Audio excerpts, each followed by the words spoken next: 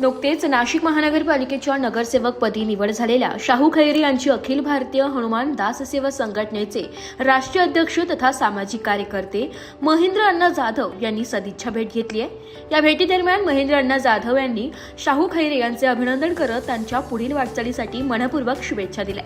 महेंद्र अण्णा जाधव हे सामाजिक, धार्मिक व सेवाभावी कार्यात नेहमीच अग्रेसर राहिले असून समाज हितासाठी विविध उपक्रम राबवत असतात। अखिल भारतीय हनुमान दास सेवा संघटनेच्या माध्यमातून त्यांनी देशभरात सेवा, संघटन आणि सामाजिक एकोप्याचे कार्य प्रभावीपणे उभे केले।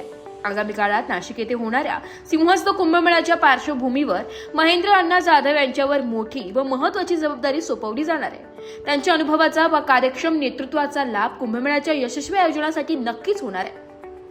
तसेच अखिल भारतीय नवनिर्वाचित चतुः संप्रदाय अध्यक्ष श्री श्री 1008 श्री हनुमान दासजी महात्यागी महाराज गणेश जी की बड़ी जुनिया केकरी राजस्थान यांच्या देखील नाशिक शहरात महासिंहस्थ कुंभमेळ्यात ध्वजारोहणानिमित्त नाशिक शहरात अखिल भारतीय हनुमान दास सेवा समिती भव्य असे स्वागत करण्यात येणार आहे।